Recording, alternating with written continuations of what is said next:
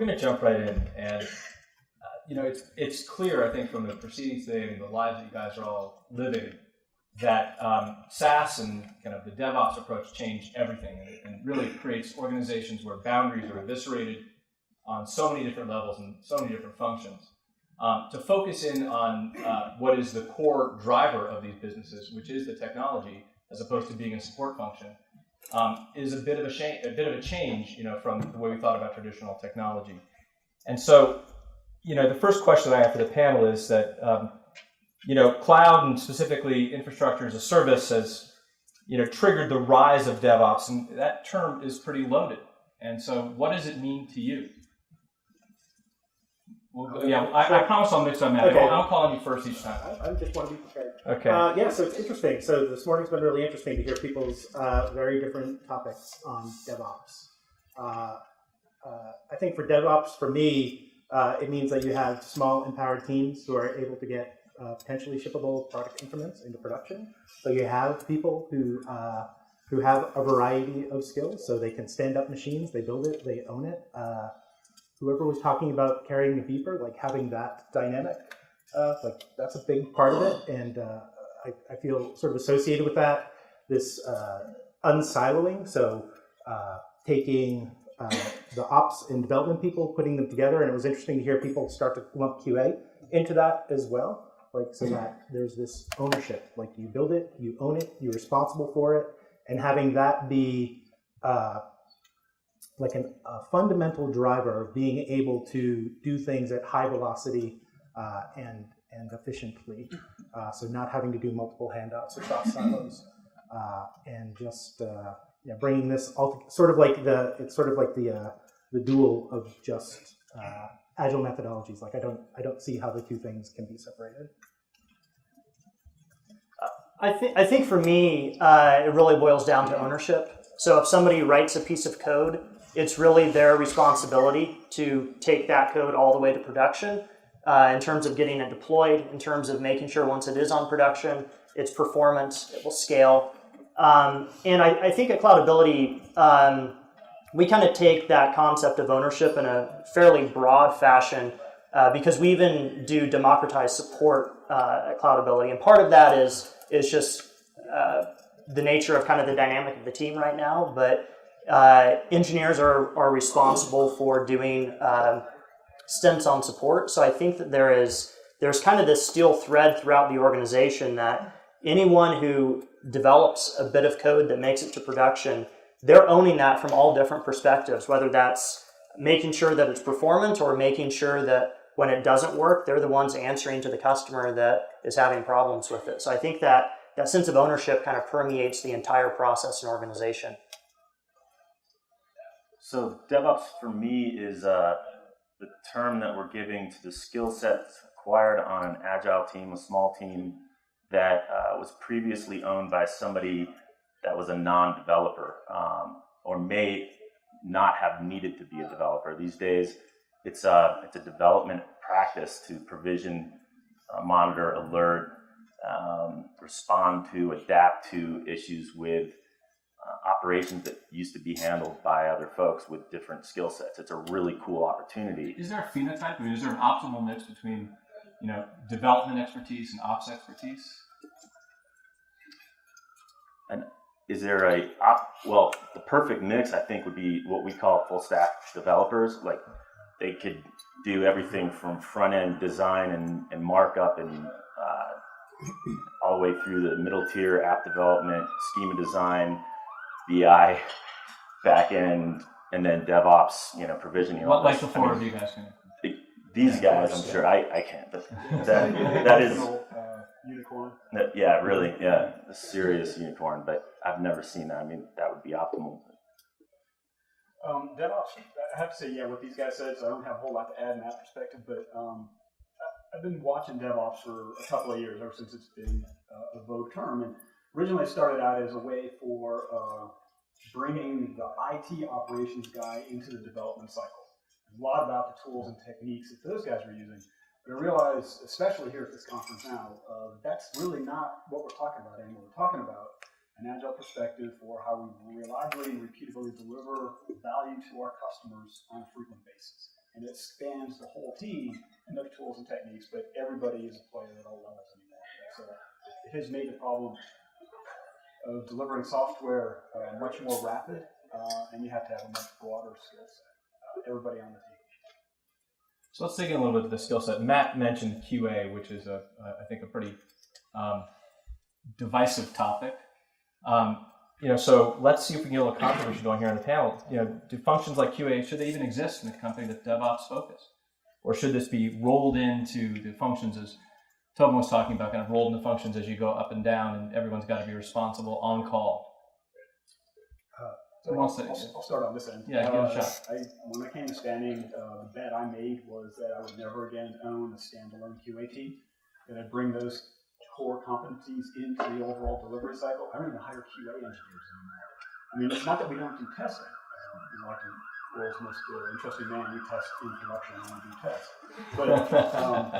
But we rolled that in, and I made the statement, like, we're not going to have that QA function. There is no safety net. As engineers, you guys have to be hooked in and paying attention, because if you fall, it's going to hurt everything. So we don't do that, and we bring it up in, and we do have failures. There's no doubt. I mean, every day. We'll come back to that, because I want to put you guys in the spot a little later and ask you kind of what your favorite failure modes have been. So. Yeah, I'd say a lot of the similar sorts of things. The idea of having a separate QA department is anathema. It's no good. There are certain folks on our teams that have specialization. So we have DevOps folks who do more of that sort of thing. We also have dev tests who focus mostly on test automation, running what we call integrity tests, load tests, that sort of thing. All developers do unit tests. The UAT function, where you're doing black box testing and you're just checking to make sure the UI looks and feels the way it should before and after. That's the one thing that I am starting to think is really shouldn't be in development and engineers' purview.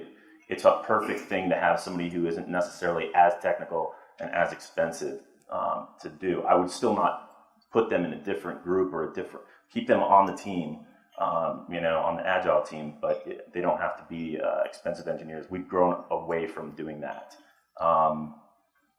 So QA in general always going to be a function of the engineering team, but it doesn't, from my perspective. There's some overlap with DevOps, but it's a relatively separate thing from my perspective. Could you roll that acceptance testing into your product owner's position? They do, yeah, they do that. But it requires a lot more. We need to do cross-browser testing and that sort of thing. It's a number of different people that have to do it.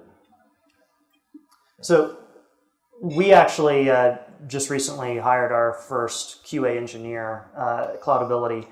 Still part of the team, part of the Scrum, part of engineering, but we see a need to have a distinct resource, or over time resources probably.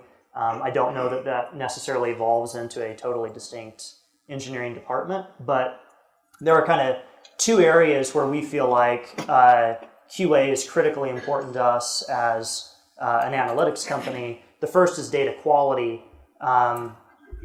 People are making decisions based on the data that we're providing to them. If that data is not correct, then we're out of business. And there's enough of a constant level of monitoring and interrogation that needs to happen there, that's not a role that we can basically tack on to what an individual developer is doing, because that's analysis that has to happen across individual features being developed. So for us, developers own unit tests. QA over time will own issues related to data integrity, and also handle kind of the lion's share of the work to build out an automation suite and handle regression testing and some of that stuff. But so I don't know. I think philosophically, like, we've had this conversation a lot at Cloudability, like, we're never going to build a QA department. And in practical terms, I think that's really difficult for a lot of types of software to get away with that in practical terms. I actually have some comments. Go ahead, back Matt. on this. Yeah. So we don't have dedicated QA people either, and I don't think we ever will. But if that's wrong, we will. But kind of like tagging on the nature of like what's the ideal skill mix for DevOps people? Like, there's nobody at our place called DevOps person. They're just engineers. Like literally everybody's title is engineer. And there's the spectrum of skills, and there's like front end, there's full stackiness, there's opsy, there's testy, and like we mix those skills. Like we've got a person who in her previous life was a QA person, but she codes, like she fixes bugs, and really what she's charged with is she's going through some stuff to help us optimize the speed of our tests, because we do unit tests. Like all code for us goes through code review, and part of that is that you have unit tests and that there are integration tests as well, which are all automated. Acceptance testing is done by product owner during sprint review. But one of the problems with a separate QA team, and this might be a slightly provocative statement, is that it's really hard to find QA people who can move at speed. Like it is something which has not experienced a revolution or an evolution nearly that I can tell. This is it's mostly, and I know some fine people who do this. So some of my best friends are QA people. Is that what you're trying yeah, so I hope they never see this if this is being filmed. But like it's a CYA activity. I have never seen a QA team make things go faster. Any QA people in the audience? I'd love to just kind of riff on that. Yeah. The reason that we're really trying to avoid the whole QA mindset as well is that QA engineers typically find value in finding defects, and that's late in the cycle. And what we're trying to do from a lean perspective is prevent generating them in the first place. So we want to figure out how do you test so early that the defects that do come through are really, really hard to find, and you wouldn't find them in a reasonable amount of testing effort in the first place. Right. In a 2-week development cycle, how does a QA person find a bug that's relevant at that moment and not find it 3 sprints later when you gotta like circle back to that? But there's also the element that as we build these services, the continuous improvement. There's the nature of, I would say, not trying to get rid of all the defects, but isolate them so they have the least amount of impact. Be able to identify them quickly, and then the next rev, 2 weeks later or a week later, they naturally get fixed. There was a question in the Yeah, I was going to say the alternative to having a QA team is having developers test, right? Do you have trouble finding developers that are good testers, especially if it's not their own software?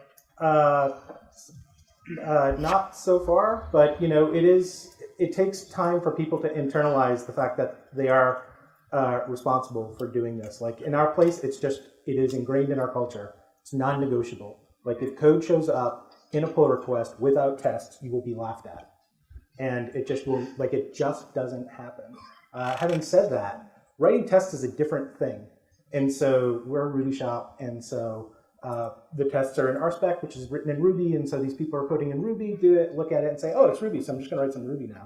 You're not doing that. There's a whole other set of skills to acquire and muscles to build, and you need to be mindful of that, and you need to make sure that people are getting trained and taught about that, which is we make an investment in, but we make a lot of investment in training people about stuff because we make a lot of different kinds of people. But yeah, so it's an investment, and you need to be mindful about it. So we're talking a bit about, I don't know if any other questions on this, and you should feel free to raise your hand. We're going to have a section at the end. Last 10 minutes, we're going to take questions. Go ahead. Do you think the role of QA is changing, that it's not so much about testing, but really building metrics, really monitoring that help the team find the quality in metrics, quality in monitoring, and less in I look at this new feature and try to find the bug? Is that role changing? Yeah, I think it's absolutely changing. I mean, if I look at back when I was running waterfall teams, and you had developers, you had QA, and then you had ops people, and all of those were a wall that you threw things over. The type of activity that happened in a QA team there versus moving into an agile sort of an environment where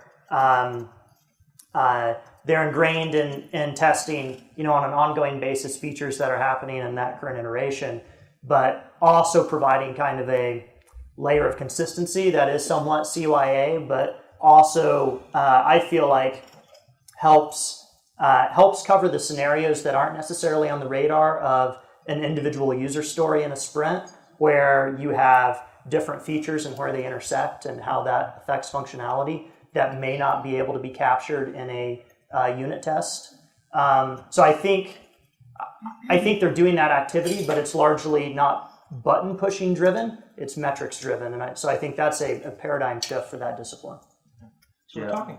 I also, I think some of the things that are changing actually on the QA front are things like roll forward instead of roll back. You have to be able to roll back always. I mean, that's kind of fundamental, but instead of saying, let's roll it back, look at, your particular context for your business. Can you live with that bug in production for a little while you're trying to figure it out and then fix it there rather than just automatically rolling back? So that's a really cool, I think, an agile way, an adaptable way to address things. And then there's, it kind of ties into the continuous deployment thing too. I was talking to Matt Garner last night. He was talking about how his product, they have free users that they can basically do their QA on and test and get feedback from. We can't do that because Starbucks would be really angry if we tried orange instead of green. So, it's about kind of using the agile, adaptive thinking and applying that to your QA processes, I think. And, it goes back to what Toban was saying earlier as well. Just applying what makes sense. It's a one-size-fits-all is not true, I think, in the new world. So a lot of underlying these threads we've been trying to pull on here is the culture of the organization, which clearly has changed and continues to evolve. And so maybe let's spend a few minutes talking about that. Given the still relatively nascent nature of cloud architectures, what are the keys to recruiting team members and who can really be successful in this environment? And maybe what are the clues you guys have figured out for those who won't work well? I know you talked before, Matt, I think you were disparaging QA people, talk a little bit about their clock rate. It's okay. It's okay. We're here for you. But to say exactly. No, but in all seriousness, what seems to work well? What have you learned, and what doesn't? Yeah. So for us, when we hire, when we're going to find people, we hire culture first because we think it's really important. We want people who we think that's going to be key to our scaling the business, and it's kind of key to having self-empowered teams. So we look for people who are smart, get things done, who want to be on a team, and who are adaptable. So to a large extent, those people are really self-identifying because they've learned new stuff. So a big thing is people who've learned new stuff. People were talking about a change of mindset between older companies and newer companies. Like, I think it's more about adaptable people and industrious and self-learning people versus not. And we hire on that, and so we don't hire like a lot of particular skills. So we.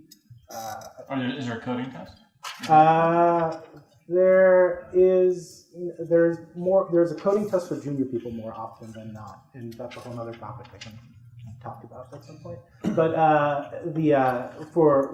we're actually kind of a more experienced team, so people who've got some kind of track record of getting stuff done. We're highly referential. Like, if you look at the graph of our team, like, there are many repeated edges between the vertices, and so but we're looking for people, and we teach people stuff because frankly, if you want to go find a Mongo expert, or if you want to go find somebody who's done this 10 times, you could probably find them. Good luck with that. And so we just learn a lot and we teach a lot, but we hire people who are able to do that.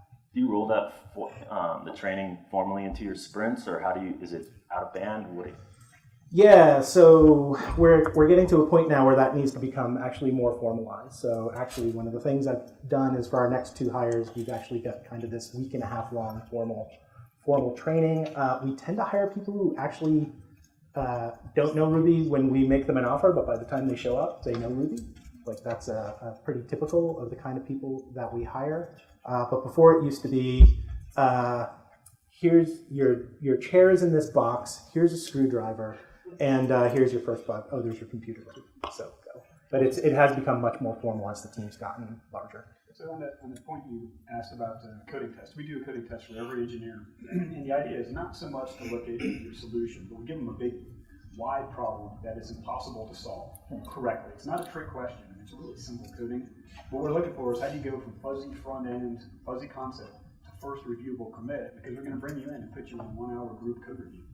And we want people who are naturally curious and who are excited about the opportunity to have a conversation with other engineers about why did you make this decision? What would you do when the requirements change? Why did you not do this other thing?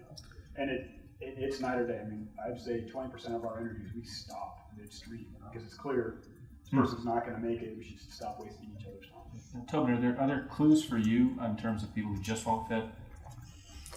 Yeah, I mean, that's a tough one for us. I think similar to what the other guys are saying, we hire largely based on cultural fit. We're trying to find people who have a high technical aptitude more than expertise in a particular area of the stack.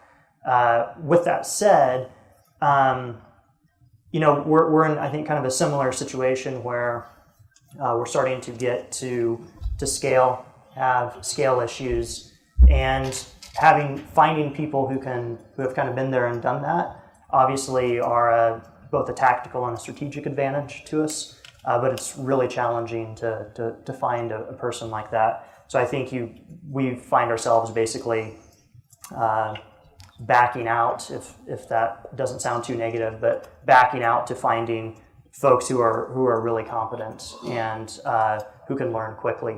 From a cultural standpoint, kind of last thing I'll say on this is, I mentioned kind of we look at DevOps and really engineering in general kind of as having ownership over the code that you build. And I think that's ultimately what we're looking for from individual engineers is somebody who has the aptitude and the interest to own that, and no matter what they're working on, really be able to take that all the way through to production and not be used to kind of throwing stuff over the wall and not having to worry about the implications of how that actually works in the real world. So we've got about 15 minutes left. So a couple of topics I want to hit before we open it up to the floor, unless someone's got a burning question right now. And what I want to hit was switching gears to kind of failure modes. So what was the cause of your last outage? Was it human error, process, code systems? Which are the kinds of problems you find are the hardest to solve in your organization? It is a safe room. No one's going to tweet this. I can start with that one. Last problem that we had in production was with Gearman, and we actually had it happen twice. The first time I was out of the office actually at another Foundry conference and was getting this mad buzzing in my pocket from alerts. Yeah, and coincidence or cosmic. So the guys did what they thought they should do as far as root cause analysis, and the learning that I took away from this whole thing is that you have to really keep asking why, and if it's the whole concept of 5 whys, and this came up in our talk before.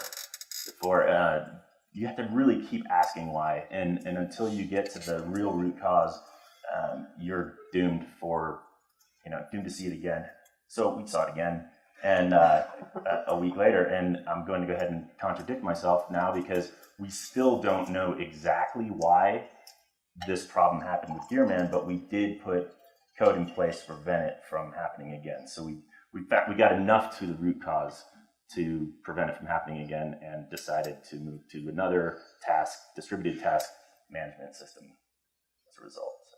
Yeah, our last, it wasn't exactly an outage, but our last major incident was sort of in the same kind of thing. We never did get to the root of it. At the end of the day, went back, did a ton more instrumentation to try and catch it the next time that it happens. We do also do 5 whys and do a lot of retrospectives when we do have incidents, and a lot of times for us it comes back to either some kind of person issue, like they didn't have a particular piece of knowledge about the system, or a lot of times insufficient monitoring, so we figure out something has happened too late. So we have this thing that happens at 11 a.m. that really started happening at 5 o'clock, and if we'd known about it at 5 o'clock, we probably would have fixed it 5 hours earlier, 6 hours earlier. I think our last kind of major production issue was just straight up process. We had DNS issues related to handoffs that could have been done better, and we've corrected those. So really not that sexy of an issue, unfortunately. We have failures every day, and there's just a constant level. As long as they stay, not bouncing around too much, we're okay. But one that we keep bumping into is kind of caused by too much monitoring. Right? So we're writing a whole bunch of log files. We're getting more successful. We've got more users coming in. And we realized that our log collection servers were getting too busy. Part of our infrastructure is using asynchronous logging, and the other part is using synchronous logging. Well, the synchronous stuff is just slowing down more and more. We're like, I don't understand this because that load's not going up. And we fixed that not once but twice, and we forgot the root cause not once but twice. What happens when organizations are moving, very, very quickly, and where a lot of these, the boundaries are gone. So you have a lot of things going on simultaneously. I guess the last question I'll ask for you is just kind of quickly as you think about scalability, because a lot of what we've been talking about here, even these errors, have to do with kind of the problem of being successful and having scalability within your organizations. And a common thread that we see within our companies are that if you're not refactoring your back-end architecture every 6 months, it means you're probably not growing fast enough. And so as you look at scalability, is there anything in particular, that any lessons, any pearls of wisdom that you can provide to the crowd? And then I think that'll be a good lead-in to maybe the questions you might have. Certainly, one of the questions was about metrics and about perhaps that sense the tools that are necessary to help. You just talked, about the problems when you measure too much or monitor too constantly. Well, I'll go ahead and get started. So on the scalability perspective, our solution is to kind of use a brute force scaling out. We scale horizontally. If you need more workers, we just spin up more boxes, and that gives us a decent amount of flexibility. But we know we won't scale forever because it'll become too complicated or too expensive. But once we get to the point where we're starting to feel some friction from that, we know we've got a little bit of extra room. We've got, we're running at 80% capacity, which gives us a couple of days to a couple of weeks to go figure out what is the right next answer given what we know now. And every time we build a new feature, we don't necessarily use the same technology, but we pay attention to the same design patterns. So that's kind of our approach. So we've got 5 different ways of solving the same problem because we've learned things along the way. But yeah, it's a real mishmash. Yeah, we do the same thing to a point where we turn knobs up, but at some points in time, the knobs don't go any higher. Can't get it to 11. Can't get it to 11. Yeah. Sometimes ask for 11, and sometimes 11 is there, but often not. And this occasionally puts us face to face with some sort of existential event within which we all give names like the Mongocalypse or the Tractastrophe, and we know that this is like looming, 45 days out for us, where there are just no more PG connections. So we can't create more workers because we're out of database connections. So what do we do then? And so for us, and I hope everybody has done this. We have a fairly monolithic app, which we're now through the process of chopping up, and there's all sorts of reasons to do this. From it makes it easier for new devs to wrap their head around a smaller code base. The test suites run much faster. Like our test suites take an hour to run, our full unit test suite. Different parts of the system have different uptime requirements. So there are parts of our system which have to be close to 5 nines, but most of it doesn't actually need to be 5 nines. It needs to be 4 nines or something like that. And that matters, in terms of cost and unit cost, that really matters, getting it from that point to that point. And the other part is just, for us, as we partition the system up, another thing is that we're able to deploy parts of it more quickly. So our Scrum teams have become more and more decoupled. And so being able to decouple the system more and more has been handy. And it also means that when parts of the system get sick, the entire system doesn't get sick. And the other thing that comes out of that is that we can more easily wrap our heads around why it's getting sick. So for example, we have a Mongo cluster that has a real hodgepodge of stuff in it, and when things go bad, we don't know who the bad actor is often. Whereas we've got some other Mongo clusters where there's a specific kind of data in there that's now operated upon by a specific part of the system, and we can say, oh, like the CRM integration part is misbehaving. Let's go figure out what's going on there. Whereas when we had a more monolithic system, we would say system sick, and like let's try and read the entrails of what's going on and figuring out what's going on. So that would be my advice to people. But that comes with overhead, and so like all things, like we could engineer for scalability 18 months out, but there's a price to that. You can build a service-oriented architecture, but there's cost to that as well. It adds complexity to your development environment. I'll stop talking now. Good. Thanks, Matt. I mean, this is an area where I don't think we've nailed it yet. But I think what we have learned and are trying to get better at actually implementing is that the idea of doing some sort of a big bang scaling project doesn't happen. By the time you get to that, it's so completely too late that you're screwed. And it takes too long to do kind of a big bang project that it's not practical. So what we're finding ourselves doing is literally having to bake performance and scale tasks into literally everything we do every single week. And so that means, when we ship a new feature, it's not done. We've got to, immediately be looking at performance issues with that. We're, going through that right now with the feature we just launched, and as we kind of add additional features into it, we can already see, the bottleneck coming. So I think that's the big thing for us is just we're never not focused on scale or performance. That's all we're doing, and that is more important than any feature we can build or anything else we can do as a company. The app has to work, it has to be performant, and we have to be in a position where it's going to work. 6 months, dear God, that'd be awesome to have that sort of a horizon, but we've got to make it through the next week and kind of just keep iteratively moving along and trying to stay far enough ahead of the curve that nobody notices. Do you have anything else you want to add? For us, I guess we're a little bit of an outlier because we haven't had to refactor or rebuild our backend. When I say backend, I guess I'm referring to our transactional database system, which we have had to shard. And I love the Mongopolis. No, as one of the lead investors in Mongo, I'm actually not that happy with that one. Sorry. We should strike that from the record right now. There was another one that wasn't Mongo. I can't remember what it was, but it was good too. But what was it? Truckastrophe. I like that much better. Yeah, we have shard fests. So anyway, we have had to refactor our BI systems, which are back-end systems. We are currently doing that. It's a multi-month process. And the difference between those two systems was that there was a fair amount of thought put into the transactional back-end in terms of how are we going to scale this, how is it going to handle traffic, how is it going to work under load, and how are we going to be able to continuously, just like we're doing on the app tier, scale that out.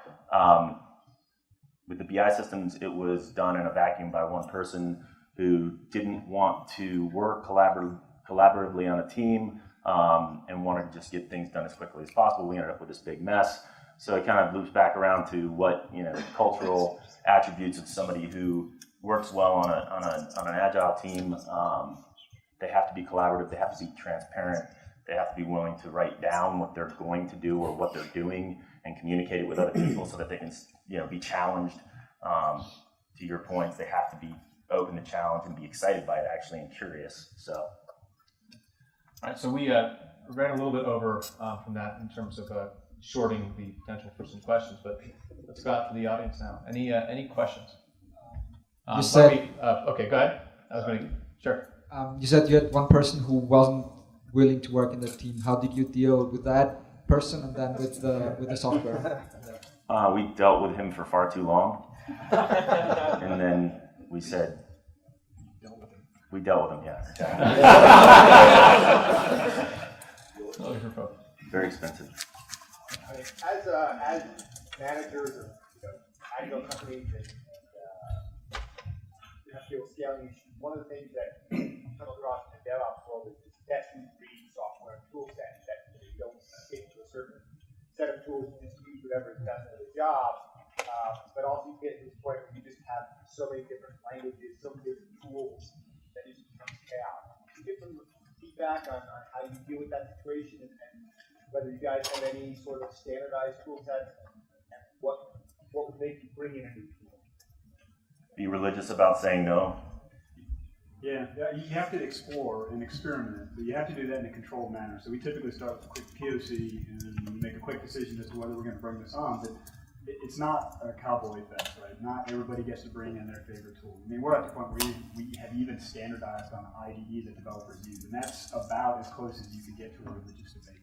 And it's just happened because of peer pressure. Right? So we have a couple of different server-side languages, one or two different client-side frameworks, but constantly exploring, but very, very slowly adapting to new stuff. Yeah, I've made the mistake before of just letting people bring in technologies and bring in languages, and it's a disaster. So, you need to. There's a cost to it, right? So maybe you need to make a kind of a cost-benefit analysis. For us, recently we got a machine learning data scientist kind of person coming in doing some analysis on text, so that the tools for that are in Python, and so some Python has entered our environment, which is fine. But there's a recognition that that's going to have to be like there's now a couple other people are going to have to get tooled up on that, because that code has to be reviewed and that code needs to be tested and that code needs to meet all of it is not exempt from all the other things we do, and so that has to be taken into account. I think we have time. Maybe Raj will throw this for one last question. Yeah, I think one's good. Okay. Or even a couple. We got a little bit of time. Okay. Let's do it right there.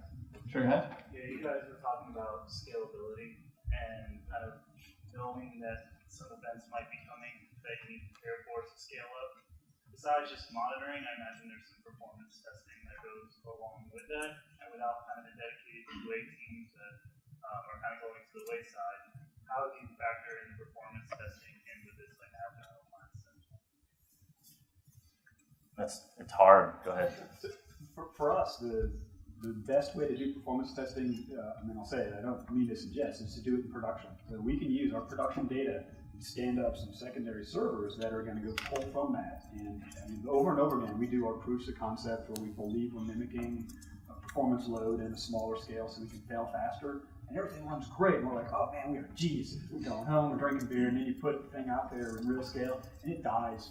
Before you can even get your first metric, it just falls over. So if you can build a loosely coupled system that allows you to throw something into production that isn't going to be seen by your customer base, that is nirvana. We've really grown to like that. Yeah, I'll second that. It's impossible to recreate our production environment, so we don't even try. What we do is we have no big bangs. We ship code twice a day at least. And so, we're there, we put it into production, something bad happens, we take it out, we fix the problem. There's a book by the guy from Flickr, his name escapes me. I'll tweet it out. It sort of advocates for this, like you should not try to make a performance testing environment, because it's doomed to fail, it's not going to work.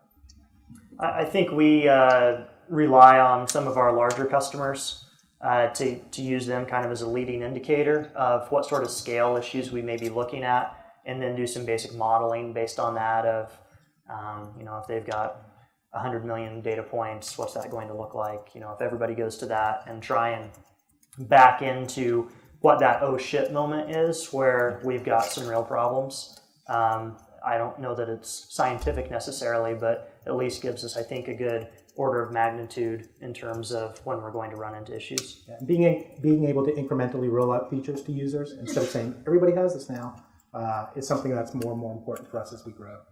It's definitely, for us, it's more art than science. We try to bake in time for every sprint and allocate hours to performance load testing and that sort of thing.